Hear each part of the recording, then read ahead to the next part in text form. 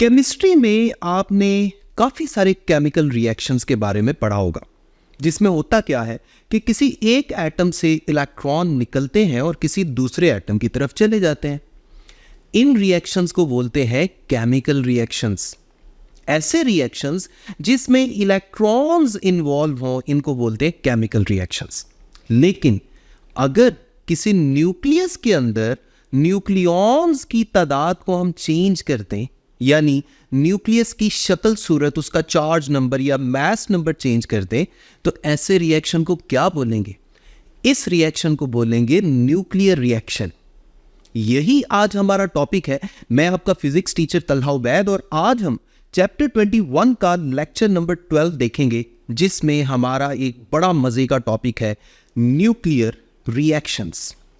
आपको याद होगा इससे पहले भी हमने नेचुरल रेडियो एक्टिविटी पढ़ा, फिर हमने न्यूक्लियर ट्रांसम्यूटेशन पढ़ा, जिसमें हमने ये देखा कि न्यूक्लियस के अंदर से कुछ पार्टिकल्स निकलते हैं, जिसकी वजह से उस न्यूक्लियस की फॉर्मेशन चेंज हो जाती है, उसकी शक्ल सूरत चेंज हो जाती है, या दूसरे अल्फाज में उसका चार्ज नंबर या मास नंबर चेंज हो जाता है।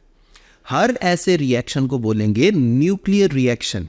हमारे जो न्यूक्लियर रिएक्शंस हैं उनमें बहुत सारे रिएक्शंस हैं। एक तो जो आपने पहले पढ़ लिए नेचुरल रेडियो एक्टिविटी में जो आपने पढ़ा, इसके अलावा न्यूक्लियर फिशन है, न्यूक्लियर फ्यूजन है, न्यूट्रॉन कैप्चर है, या रेडियो एक्टिव डिके जो आपने पहले पढ़ लिया है।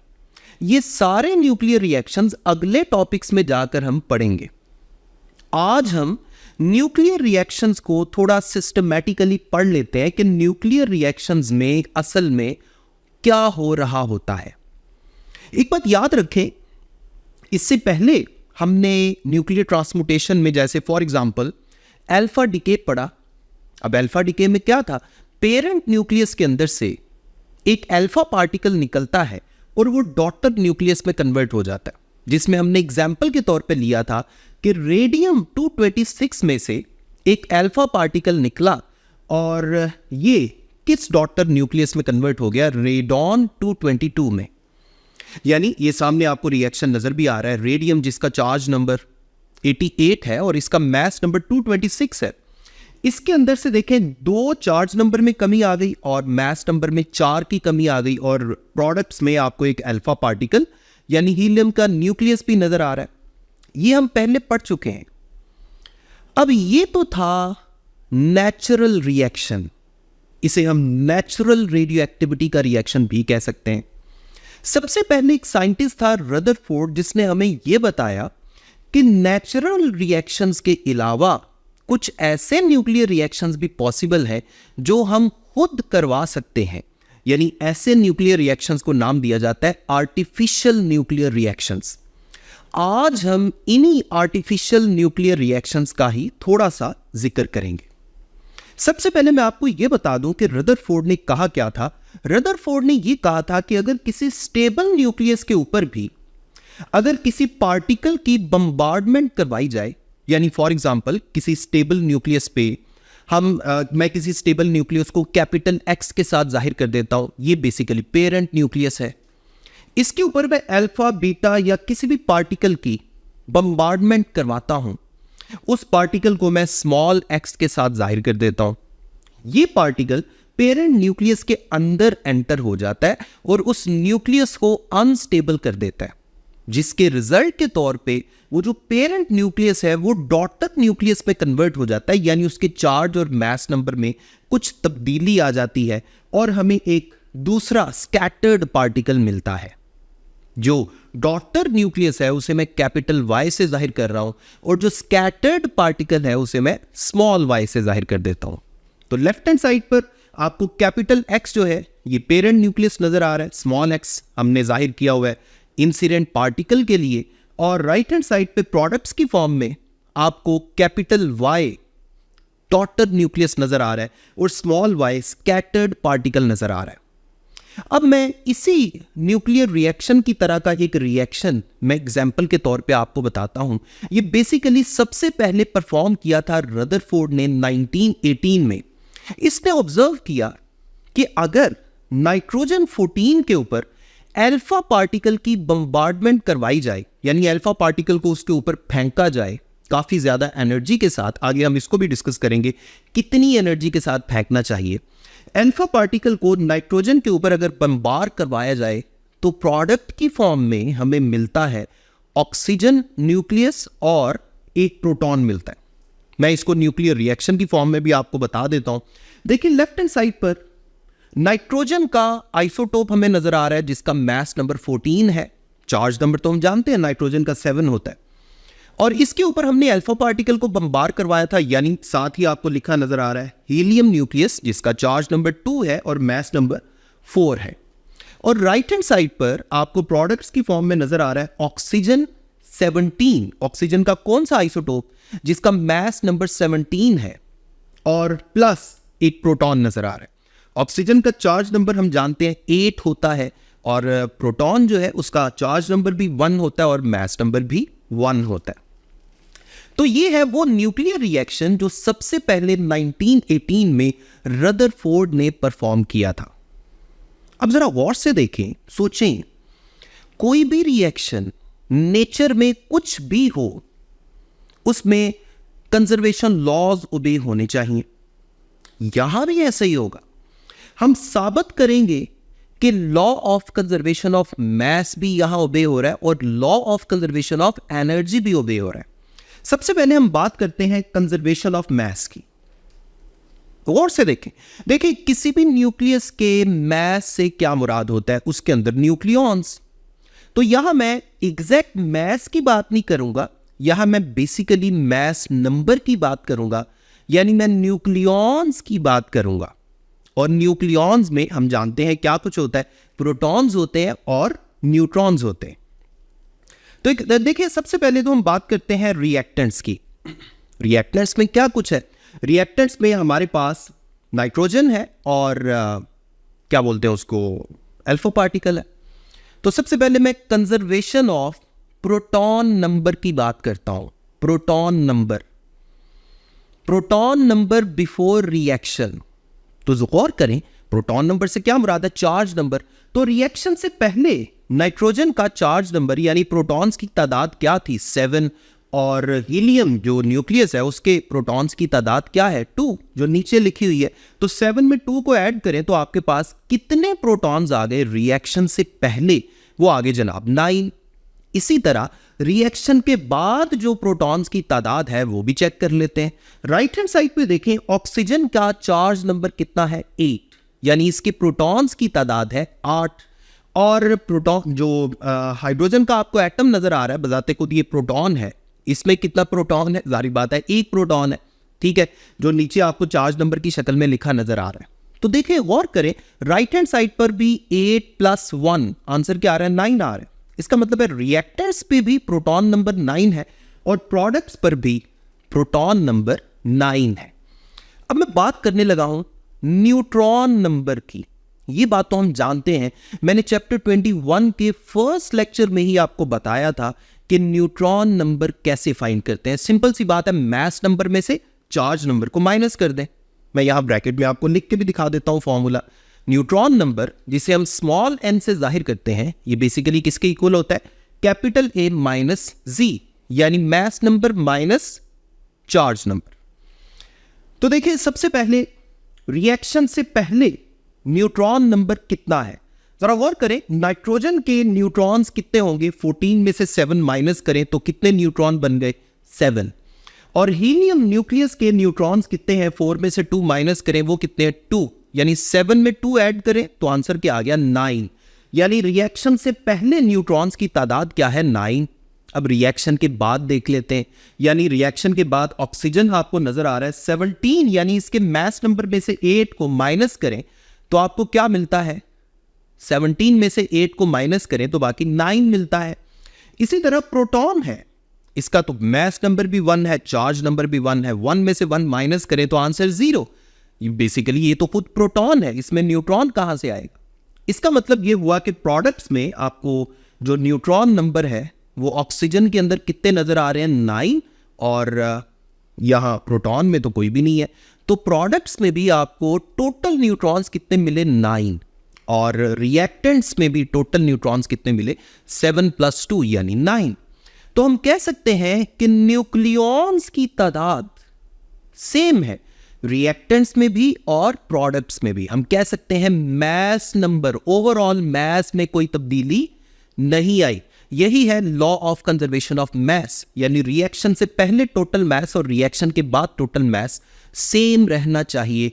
आसान अल्फाज में मैं बता दूं कि यहां पर बेसिकली हम मैस नंबर को डिस्कस कर रहे हैं, जिसमें प्रोटॉन्स की तादाद आ जाती है और न्यूट्रॉन्स की तादाद। अब दूसरा जो रिएक्शन है, दूसरा जो कंजर्वेशन लॉ है, that is conservation of energy.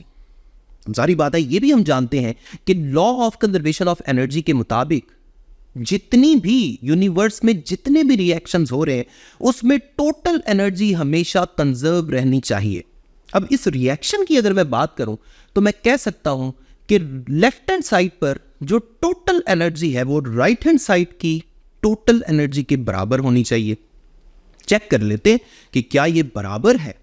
जरा गौर करें, आपको इससे पिछले लेक्चर्स में मैंने आपको बताया था मैस डिफेक्ट और बाइंडिंग एनर्जी वाले कॉन्सेप्ट में कि जो मैस है वो बेसिकली एनर्जी में कन्वर्ट हो सकता है या एनर्जी मैस में कन्वर्ट हो सकती है।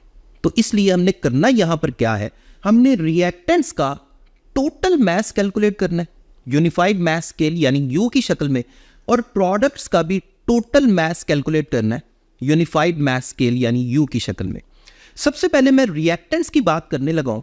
रिएक्टेंट्स में नाइट्रोजन जो है इसका टोटल मैस जो है ना, इसका जो जो इसके न्यूक्लियस का जो बाउंड मैस होता है यानी टोटल जो मैस होता है नाइट्रोजन के न्यूक्लियस का, वो होता है जनाब 14.0031 U।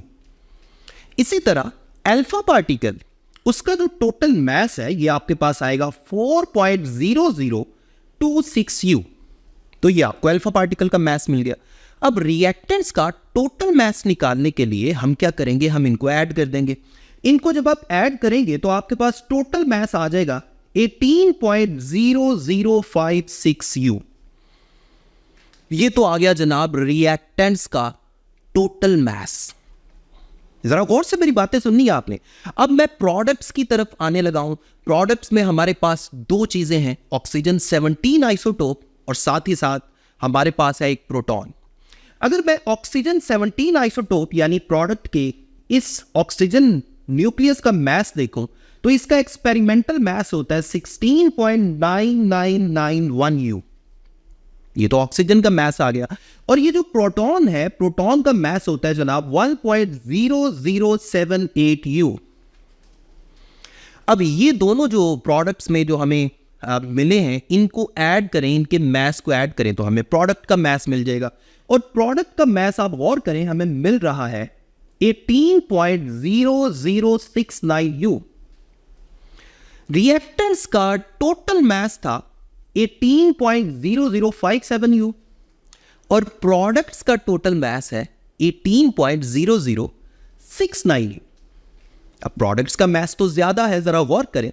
प्रोडक्ट्स के मैस में 69 है 00 के बाद, और रिएक्टेंट्स के मैस में 00 के बाद 57 है, यानी प्रोडक्ट्स का मैस ज्यादा है। ऐसा कैसे पॉसिबल है?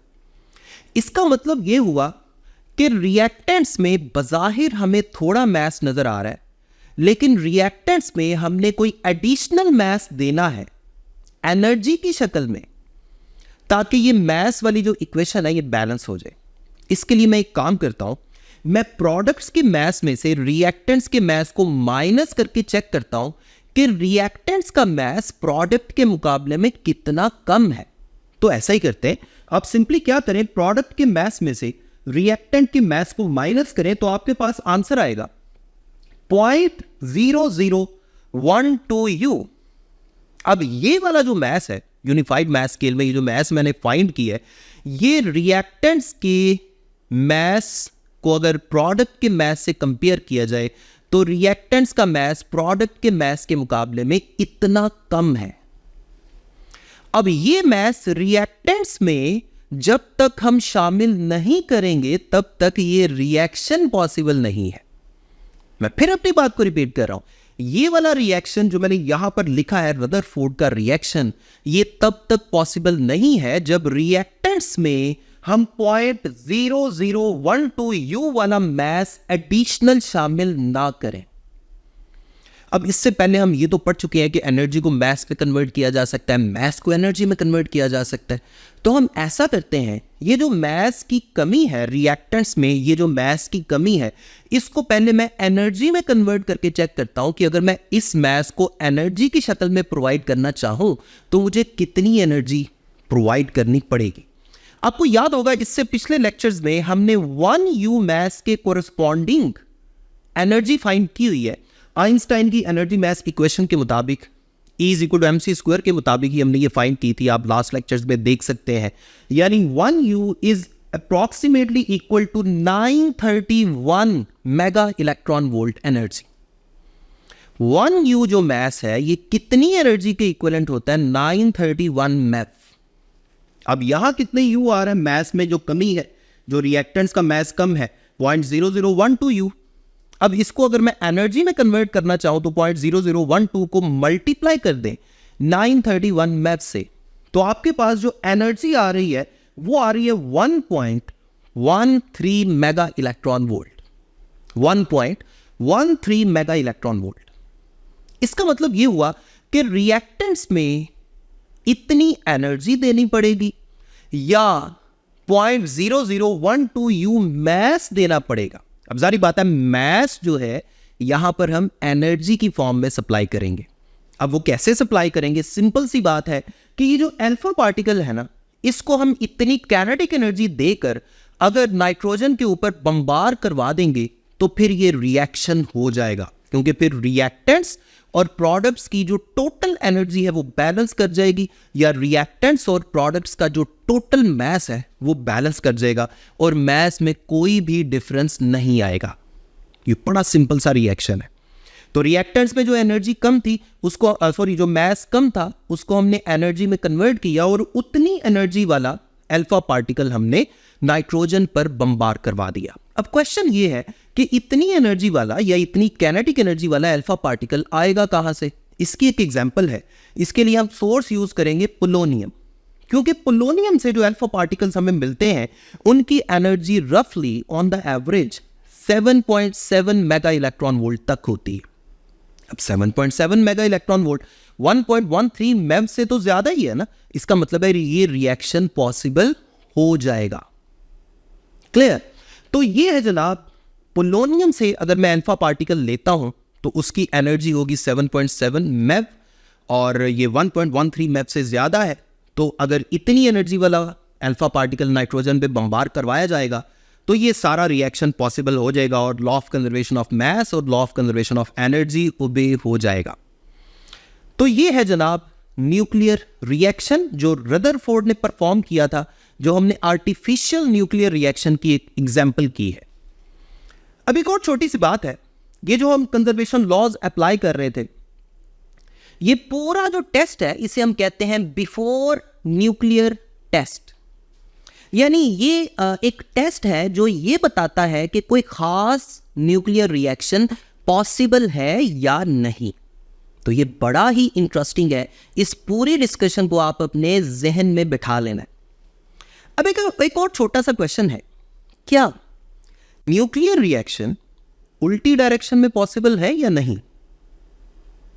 जैसे आपने केमिस्ट्री में भी काफी सारे केमिकल रिएक्शंस पढ़े हैं जो रिवर्सिबल होते हैं, यानी रिएक्टेंट प्रोडक्ट में कन्वर्ट हो जाते हैं, प्रोडक्ट वापस रिएक्टेंट में कन्वर्ट किए जा सकते हैं। तो क्या ये वाला न्यूक्लियर रिएक्शन रिवर्स डायरेक्शन में पॉसिबल है? यस, ये न्यूक्लियर रिएक्शन रिवर्स डायरेक्शन में पॉसिबल है। किस तरह? देखें, अगर मैं ऑक्सीजन के ऊपर प्रोटॉन को बम्बार करवा दूं, मैं ऐसा करता हूं, इस पूरे रिएक्शन को उल्टा देता हूं। अब उस तरफ ऑक्सीजन और प्रोटॉन आ गया और इस तरफ नाइट्रोजन और अल्फा पार्टिकल आ गया। अब सारी इक्वेशन उलट गई है। पहले जिस जगह पे मैंने रिएक्टेंट्स लिखा था, अब उस जगह पे प्रोडक्ट आ जाएगा, और पहले जिस जगह पे मैंने प्रोडक्ट लिखा था अब उस जगह पे रिएक्टेंट्स आ जाएगा। अब सोचने वाली बात है, ये रिएक्शन जब आप करवाएंगे ऑक्सीजन 17 और प्रोटॉन के दरमियान, तो आपको अब प्रोडक्ट में क्या मिलेगा, नाइट्रोजन का आइसोटोप 14 और एक हीलियम न्यूक्लियस यानी अल्फा पार्टिकल मिलेगा। और क्या मिलेगा, देखें अब इस तरफ मैस में कमी है। अब इस तरफ जो मैस में कमी है, प्रोडक्ट्स में कितनी मैस में कमी है, 0.0012 U। अब ये चाहे मैस की शक्ल में आप याद कर लें, चाहे आप एनर्जी की शक्ल में याद कर लें। अब इस तरफ आपको एनर्जी मिलेगी। अब आपको रिएक्टेंट्स को एनर्जी सप्लाई नहीं करनी पड़ेगी। पहले आपको रिएक्टेंट्स को एनर्जी सप्लाई करनी पड़ रही थी, लेकिन अब ऑक्सीजन जब प्रोटॉन से मिलेगा तो आपको नाइट्रोजन और हीलियम यानी अल्फा पार्टिकल मिलेगा। और साथ अल्फा पार्टिकल की कितनी एनर्जी होगी, 1.13 मेगा इलेक्ट्रॉन वोल्ट। तो ये है ये न्यूक्लियर रिएक्शन के बारे में सारा कुछ। अब हम एक और छोटे से न्यूक्लियर रिएक्शन की बात करने लगे हैं, और वो है डिस्कवरी ऑफ न्यूट्रॉन, जो जेम्स चार्डविक ने सबसे पहले परफॉर्म किया था।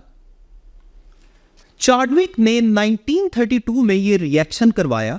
इसने पोलोनियम सोर्स के अंदर से जो अल्फा पार्टिकल्स एमिट हुए, उन अल्फा पार्टिकल्स को बेरिलियम के ऊपर बम्बार करवाया, और प्रोडक्ट्स में हमें क्या मिला, कार्बन 12 आइसोटोप और साथ ही साथ एक न्यूट्रॉन। अब ये रिएक्शन भी मैं आपके सामने लिख देता हूं। लेफ्ट हैंड साइड पे आप देख सकते हैं बेरिलियम 9 आइसोटोप आपको नजर आ रहा है।